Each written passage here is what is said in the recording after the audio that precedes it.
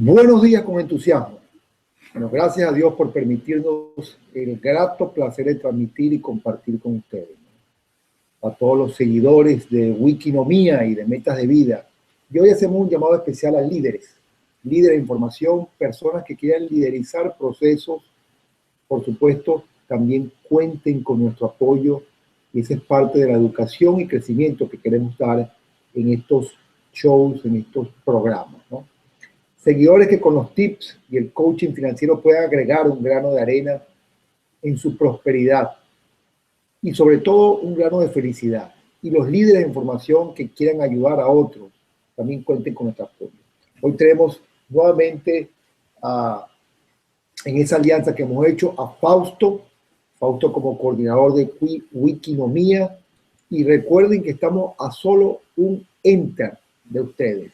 Estamos cerca, recibimos, esperamos sus correos diariamente para responder, para apoyar o para realizar un coaching financiero con ustedes. Recuerden que después de cada programa, las primeras 5 personas que nos contacten van a tener un coaching financiero con Fausto, con mi persona, por solo $30. Vamos a recibir con entusiasmo entonces en un tema bien trascendental, bien despierta muchas controversias. Hay deudas buenas, hay deudas malas, puede ser una deuda buena. Adelante, Fausto, por favor. Bueno, pues buenas tardes desde aquí, de España, Guillermo. Sí, esa es una pregunta que siempre nos la hacen, ¿no? ¿Hay deudas buenas? ¿Hay deudas malas? ¿No tendría que haber deudas? Bueno, depende de dónde lo miremos. Si lo miramos desde la familia, desde la persona, pues no es bueno tener deudas. Solamente aquellas que te producen beneficios. Pero cuando se ven desde el punto de vista de la empresa, bueno, es diferente totalmente y hay que tener en cuenta esas cosas. Ahora mismo, hablando desde la familia, desde la persona, la deuda tiene que ser lo mínimo posible. Es decir, yo incluso diría que no debería de haber deudas. Solamente deberíamos gastar aquello que podemos pagar, porque si no, podemos tener problemas. Eso no quiere decir que en un momento dado podamos hacer una pequeña inversión, podríamos decir, para conseguir resultados. Pero en ese caso yo lo trataría como un negocio, no lo trataría como una inversión personal, porque la inversión personal sería un negocio y dejaría de ser ya las finanzas personales.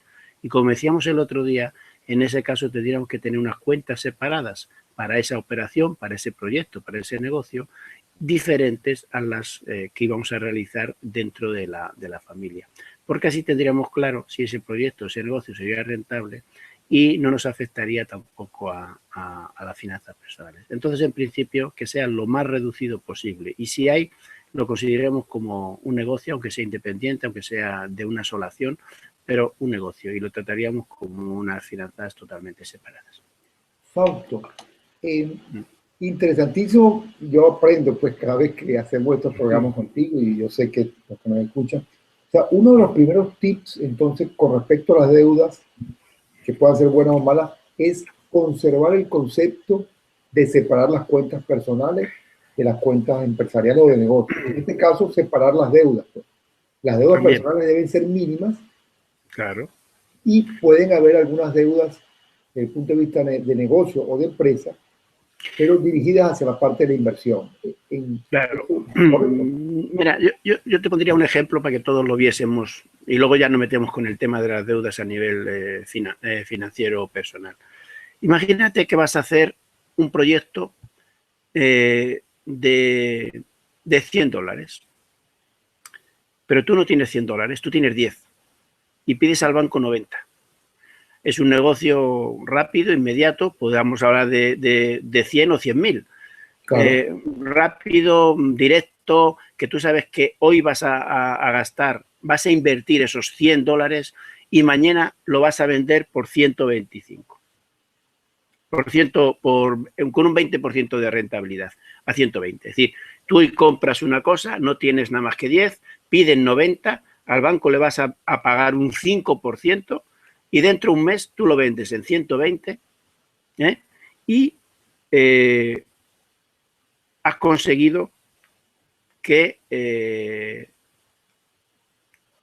puedas sacar una rentabilidad de 20, con lo cual tienes 120, y con esos 120 que has conseguido, tú le pagas 90 al banco más 5, 95, y te quedarían todavía 25. Perfecto. Es decir, que con $10 has conseguido 25. Eso significa un 150%. Es decir, que desde el punto de vista de negocio, la mayoría de las veces siempre es interesante tener deuda, pedir dinero, porque el dinero que pidas va a ser más barato que el dinero que consigas. Y en este caso concreto, cuando tú inviertes 100, pides 90, solo inviertes 10 tuyos, pero como consigues una rentabilidad del 20%, con esos 120 tú vas a devolver 95 al banco y te quedan 25. Y esos 25, si le quitas los 10 que has dado, te dan 15 de margen. Esos 15 de margen respecto a tus 10 es el 150%. O sea, fijaros cómo en un negocio sí es interesante tener deuda externa, siempre que el negocio sea positivo. Si el negocio es pérdidas, también hay más pérdidas. Pero si hay positivo, si hay un negocio positivo, conviene no utilizar el dinero propio, conviene utilizar dinero ajeno, porque el dinero ajeno va a ser más barato que la rentabilidad que tú tengas en tu negocio. Y en este caso, pues un 5% que le pagas al banco y tú obtienes un beneficio sobre tu inversión, sobre el dinero que tú has puesto del 150%. Yo creo que ahí se ve muy bien, muy claro en este muy claro ejemplo. Ahí salta a la vista también el tema de el precio de compra y el precio de venta. O sea, que la persona tiene que invertir en una oportunidad y en algo que se revalorice, ¿verdad? Claro. Aquí tenemos que hablar de inversión sin riesgo. Correcto, ok. Inversión sin riesgo. Entonces, en inversión sin riesgo, si estamos hablando de lo que todo el mundo piensa, de fondos y todo eso, bueno, pues tendríamos que invertir en un fondo que supiésemos que no tiene riesgo y que además su rentabilidad asegurada sería en este caso del 20%. Entonces ahí tendríamos un margen excesivo. Si fuese solamente el 5%, bueno, pues también tendríamos una rentabilidad bastante alta sobre los 10 que hemos puesto, lo que pasa es que sería menos. En este caso, suponiendo que es el de esto, pues te lo puedo decir 95, 10, 15, bueno, tendríamos un 50%. Está bien, está bien. Con una rentabilidad solo del 5% en el total, ¿no? Ahí vienen ejemplos clásicos de adquirir, o sea, la compra y venta de bienes inmuebles. Sería un ejemplo clásico para eso, que se pueden financiar con el banco, ¿correcto? Sí, pero hay que tener cuidado. Hay que tener cuidado, porque las burbujas inmobiliarias existen en muchos países. De hecho, existió en España, y toda la gente que vio una operación como esta, tan tremendamente buena, con unos rendimientos extraordinarios, en el momento que hicieron la compra, tuvieron que invertir, tuvieron que pedir 90, y luego el valor del bien no valía ni 90, valía 80, con lo cual la pérdida que tuvieron fue muy alta. Hay que tener cuidado. O sea, en este caso había riesgo. Entonces, al haber riesgo, estas operaciones hay que medirlas muy bien. Por eso, todo es relativo. En principio, podríamos decir que la deuda a nivel personal debe ser lo mínimo posible, y a nivel empresarial o de negocio tiene que ser lo suficiente como para, si no hay riesgo, obtener un mayor beneficio por esa inversión. Bueno, voy a compartir un poquito rápidamente el tema de hoy y lo hablamos rápidamente. Lo estás viendo ya, ¿no? Sí. Bueno, pues vamos a ver. Lo primero en el tema de finanzas personales, ya lo comentamos el otro día, es tener un propósito de vida. Saber dónde estoy, saber dónde quiero ir y saber el camino que tengo que seguir, porque sin esto nos perdemos. Y después, otro de los temas que tenemos que saber es cómo controlamos el dinero. Porque si no sabemos cómo controlar el dinero, cualquier deuda se nos puede ir de las manos y nos puede provocar una situación realmente grave desde el punto de vista de dinero. Entonces, tener el objetivo de vida y financiero, saber exactamente lo que tienes, como decíamos el otro día, saber exactamente lo que gastas y en qué, y tener siempre un presupuesto que te sirva de guía. Y vamos a hablar de dos clases de deuda, las buenas y las malas. ¿Existen deudas buenas? Pues por supuesto.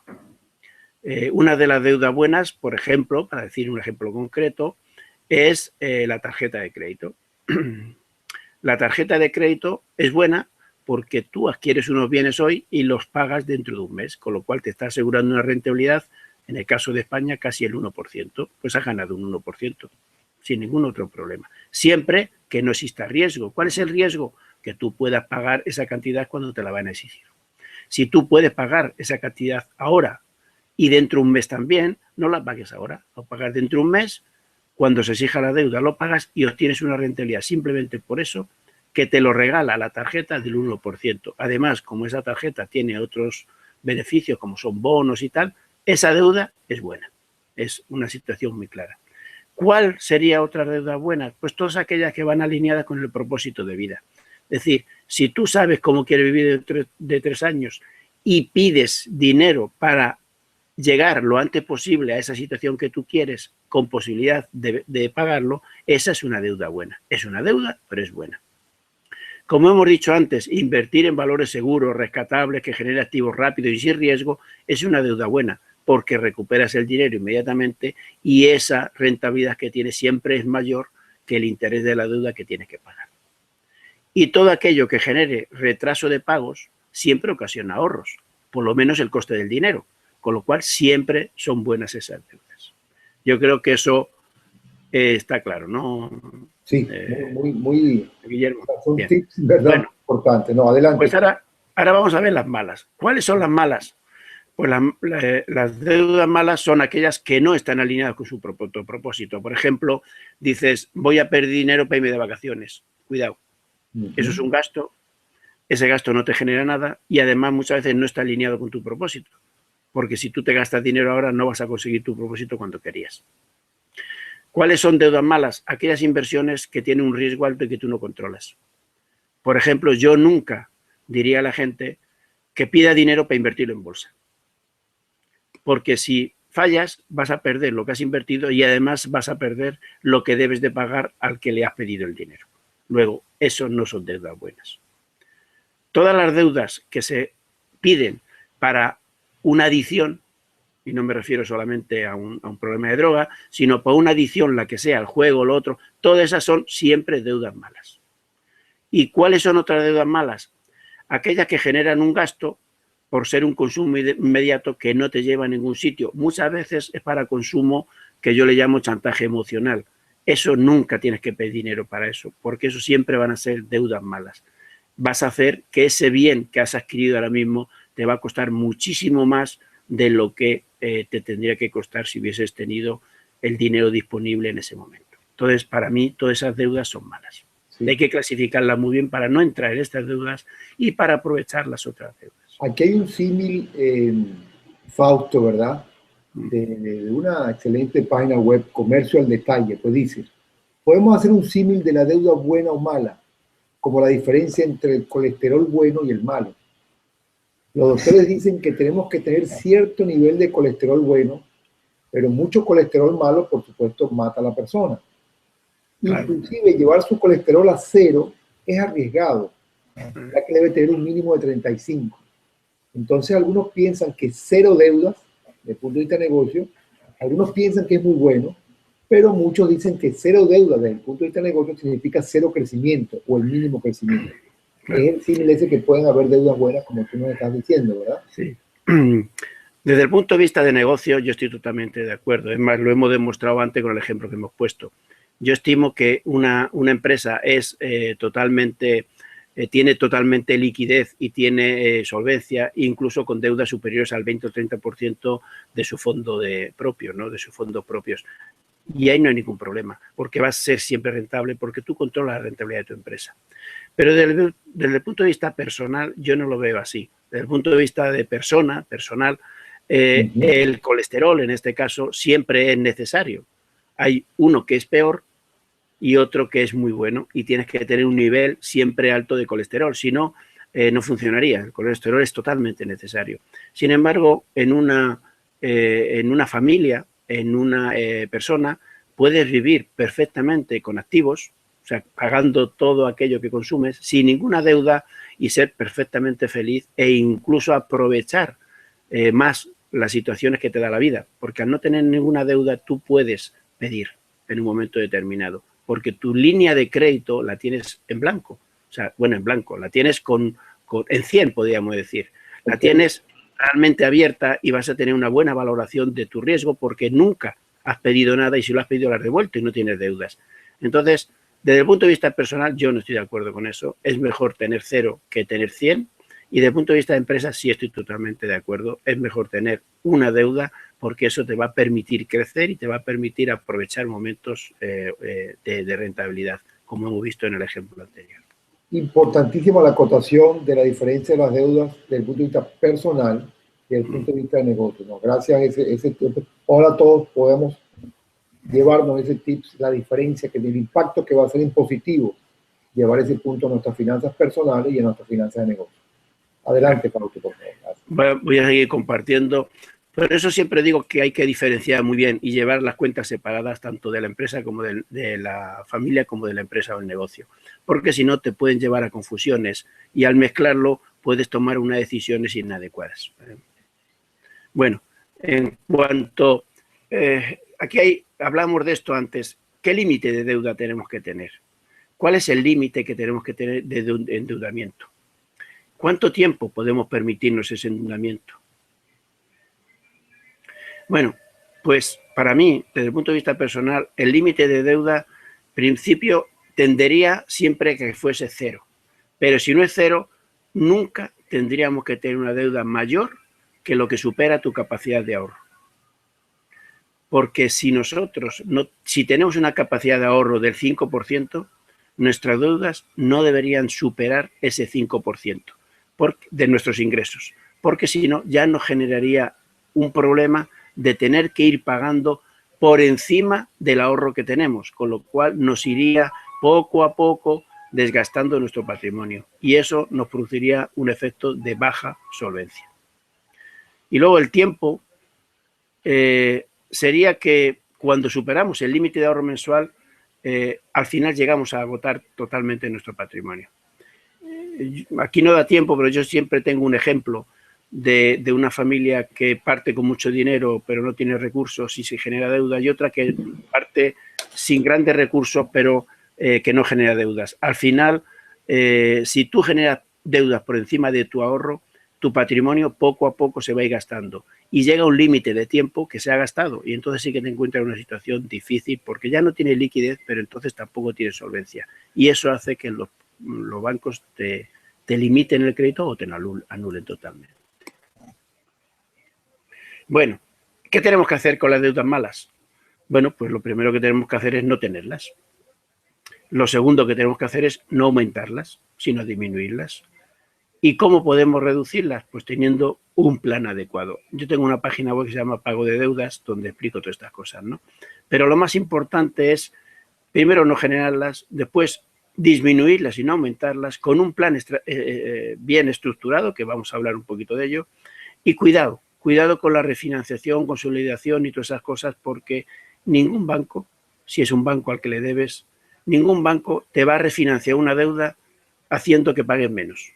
Toda la refinanciación, toda la consolidación, todo lo que queramos llamarle con un banco va a ser con cuotas menores, pero a costa de tener más tiempo o a costa de haber puesto un bien de mayor fianza. Con lo cual, la refinanciación y la consolidación siempre va a ser negativa para ti, porque siempre te va a costar dinero. ¿Y cuál es el plan de reducción y eliminación? Pues cuando no se generan y se reconocen las existentes, porque hay veces que encontramos familias y personas que no saben exactamente las deudas que tienen o no las reconocen, empezar a vivir con el efectivo, ponerte un límite de ahorro y empezar a afrontar el pago. Negociar directamente con la persona al que le debes el dinero y llegar a un acuerdo. Siempre un acreedor va a llegar a un acuerdo contigo porque le interesa cobrar, aunque sea menos y más largo, que no cobrar. Con lo cual, siempre va a llegar a un acuerdo contigo, siempre que sea razonable. Y lo más importante, una vez que sepa la deuda que tienes, que haya decidido afrontar el pago, que haya negociado la forma de pago, hay que cumplirlo. Si no cumples es cuando pierdes totalmente tu capacidad de generar confianza y a partir de ahí la situación siempre va a ser difícil. Entonces, tienes que cambiar todo en tu balance, todo en tu cuenta de resultados para que tus gastos siempre estén por debajo de tus ingresos y en ese plan de acción dedicar ese ahorro durante un tiempo a pagar esa deuda para que te permita después tener un ahorro mayor y empezar a utilizarlo de forma que sea eficiente. Y bueno, ya para terminar, pues asumir el pago. Eso es fácil. Tienes que ver, estudiar qué tipo de deuda tienes y hay veces que la gente decide, bueno, esta que es más pequeña voy a pagar antes y así ya me siento emocionalmente mejor. Lo primero que hay que hacer es pagar las que son más caras y las que tienen más tensión con el acreedor, porque esas son las que te van a generar problemas. Y luego pagar aquellas que tienen más tensión, que tienen más confianza y que en un momento dado puedes negociarlas mejor. Y sabiendo, hay que ser muy realistas con esto. Si tú dices que vas a pagar 10 mensuales, pero sabes que tu límite real es 5, proponle a tu acreedor que vas a pagar 5. No le digas 10, 5. Y llegar a un acuerdo con esas 5. Porque si no, hay un problema. Tienes que saber cuál es tu excedente en ese momento para pagar las deudas y ajustarte a ellos. Y lo mejor es llegar a un acuerdo. Si no llegas a un acuerdo, vais a perder los dos, el acreedor y el que tiene la deuda. Si se llega a un acuerdo y el acuerdo es aceptado por todos, al final los resultados siempre son mejores. Yo siempre digo que es mejor no llegar a juicio, que es mejor llegar a acuerdos, porque esos acuerdos van a permitir que se pague poco a poco la deuda y que tú vivas con una situación de no tranquilidad, pero al menos algo de tranquilidad para poder seguir viviendo y pagando las deudas. Y es cumplir el acuerdo, tomar el control de todo lo que haces y cumplir el acuerdo. Y eso es... Y bueno, y aquí pongo 2 hojitas, y estas son las hojas de tesorería, que es donde te va diciendo cuáles son los cobros que haces y cuáles son los pagos que haces. Vas apuntando aquí cuáles son los cobros y vas apuntando cuáles son todos los gastos, los pagos, y la diferencia te va a decir si día a día vas a tener un control. Si eso lo haces, como en este caso, una hoja de tesorería de un mes, donde pones todos los días y sabes cuánto vas a pagar y qué cantidad cada día y qué ingresos tienes para cubrir esos pagos, normalmente vas a adelantarte a esos pagos. Y luego puedes hacer esta hoja de todo el año, que son una hoja con 12 meses, donde tú vas a poner cada mes cuando tienes que pagarlo y qué ingresos tiene cada mes. Y ahí vas a ir viendo si en un momento te quedas en rojo. Si te quedases en rojo, tienes que hacer una previsión y lo puedes hacer un mes antes o unos días antes si estás viendo la hoja de tesorería diaria, ¿no? En este caso sería esta. Si tú sabes que el día 2 tienes que pagar 350 de hipoteca, tienes que saber que tienes que ingresar antes. Y si no, tener un fondo para cubrirlo. Porque lo que no podemos permitirnos es, como pasa aquí, tener un rojo, porque eso nos va a dejar una deuda impagada. Eso es una morosidad y esa morosidad está bajando tu capacidad de confianza crediticia. Y eso al final se paga. Entonces, nada más. Yo con eso termino. Solamente deciros que hoy precisamente vamos a empezar un Mastermind de finanzas, que hay una plaza, si alguien quiere aprovecharla, va a ser solo esta cantidad y que puede hacerlo pagando a través de este botón, lo dejaré un rato.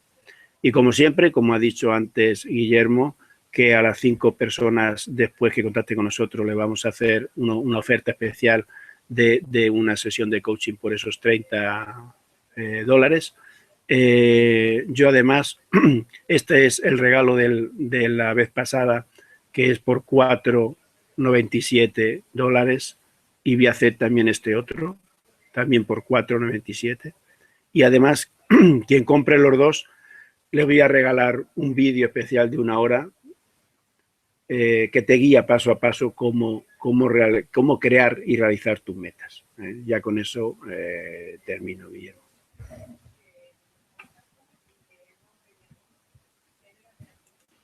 Muchísimas gracias, Fausto.